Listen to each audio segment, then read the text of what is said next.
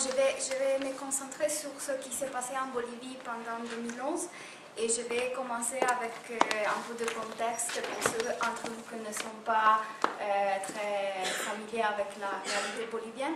Et je vais utiliser un peu d'images aussi pour vous introduire dans cette réalité. Et bon, je vais lire parce que mon français c'est vraiment pas très bon, mais depuis je vais essayer de répondre en français à votre question. Le 18 décembre prochain, Evo Morales célébrera son 6e anniversaire en tant que président de l'État plurinational de la Bolivie. En 2005, en effet, Solidaco Calero Aymara était élu avec le soutien des mouvements sociaux et des secteurs indigènes, paysans et populaires, inaugurant aussi un mouvement de transition politique qui a suscité beaucoup d'expectatives pour une transformation profonde de la relation entre État et société civile. Une relation évidemment complexe qui, comme le suggère la croyance populaire, en arrive au moment le plus délicat, le 7e année. À l'origine du succès du parti de Morales, le mouvement vers le socialisme, MAS, il y a alors une nouvelle stratégie quant au développement et à la démocratisation, comme l'illustre la nouvelle constitution adoptée en février 2009 et dont le mot-clé sont décolonisation, nationalisation et pluralisme. La Bolivie entre donc dans une nouvelle ère de son histoire politique dont la plus importante innovation est la leadership des secteurs indigènes populaires à la tête de l'État. L'irruption des mouvements sociaux sur la scène politique est à l'origine d'une profonde rénovation des protagonistes de cet espace, ce qui représente donc également un changement important au niveau symbolique. Il découle de cette configuration un appareil d'État doté d'une plus grande autonomie vis-à-vis des secteurs sociaux traditionnels et de leur velléité d'ingérence pour ce qui est la gestion de la República, mais aussi d'une plus forte légitimité vis-à-vis du peuple bolivien. Parallèlement, grâce à une production discursive efficace, un nouvel idéal du pays a été esquissé sur des bases inclusives, ce qui a permis d'engranger d'importants succès tout au long du premier mandat quant à la gestion des tensions entre particularismes locaux, entre identité ethnique, régionale et de classe, et national-populisme, comme dans l'émergence d'un nouveau sentiment de fierté nationale. Dans le même temps, l'hétérogénéité de la coalition au pouvoir est également à l'origine de nombreux problèmes en termes de gestion des tensions potentielles entre les différents secteurs de la société bolivienne.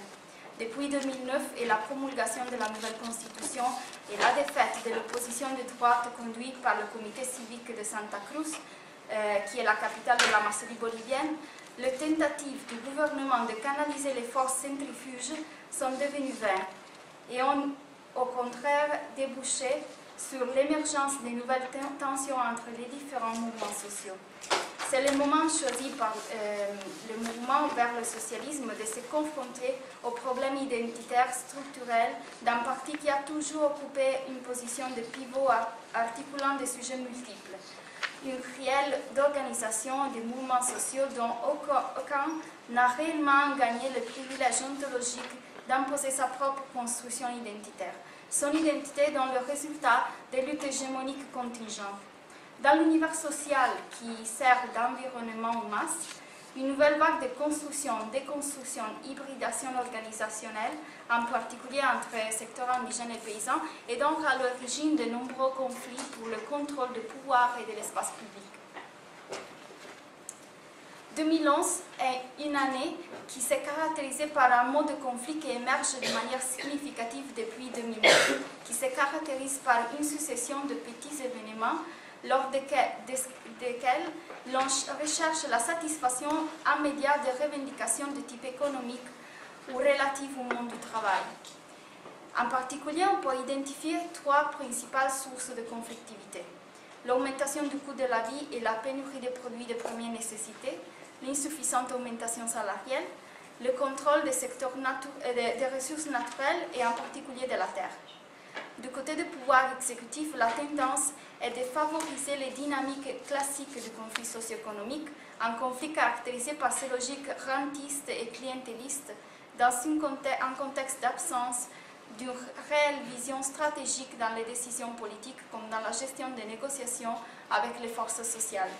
Cette dynamique renvoie à un cadre historique plus large, où la question de la gestion des ressources naturelles s'apparente à une traditionnelle forme de la discours national.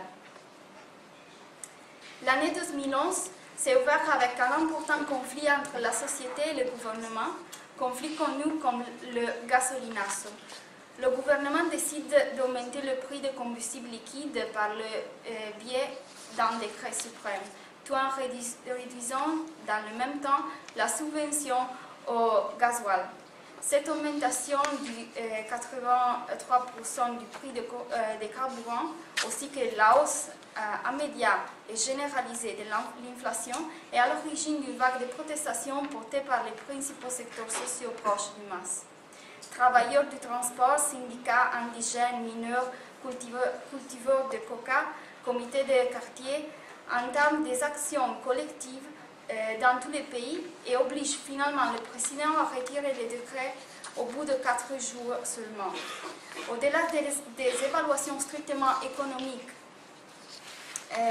quant à la nécessité et la justesse de la mesure, il est évident qu'il s'agit là d'un erreur politique qui se traduit par un coût en termes de soutien et qui met à mal le consensus social qui prévalait jusqu'alors et que bénéficiait le gouvernement. Ainsi, les sondages font apparaître que la popularité du président est en chute libre au mois de janvier, puisqu'elle tombe de 84 à 36% seule dans ce mois-là. Qui plus est, le retrait de la mesure n'a pas permis de contenir la hausse de l'inflation, ce qui a conduit à la poursuite de mobilisations lors des mois suivants. Des mobilisations amplifiées par des protestations contre la pénurie de produits primaires nécessaires comme le sucre. Au mois d'avril, les rues continuent à être occupées par des manifestants, mais ceux-ci font prévaloir une nouvelle plateforme de revendications structurée autour de l'exigence d'une augmentation salariale supérieure aux 10% proposée par le gouvernement. En termes analytiques, cette nouvelle vague de contestation se caractérise par 2 éléments.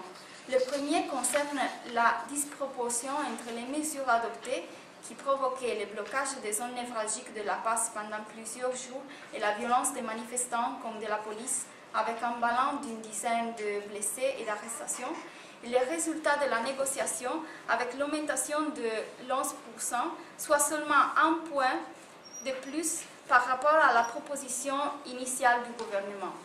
Le second élément, c'est le retour au premier plan de la centrale ouvrière bolivienne et de son leadership constitué par des mineurs d'État. Alors que les centrales syndicales avaient joué un rôle marginal sur le plan politique et social depuis presque 20 ans. Dans le même temps, des secteurs populaires comme les paysans, les travailleurs du transport, les pères de famille organisaient des contre-manifestations pour soutenir le gouvernement et protester contre les conséquences des mobilisations ouvrières dans leur vie quotidienne. Ces contre-manifestations illustrent la fragmentation en cours entre des forces sociales issues des secteurs populaires face au contexte politique qui perd lui-même de son potentiel de cohésion. L'instabilité croissante apparaît dès lors comme une inévitable conséquence d'une telle configuration.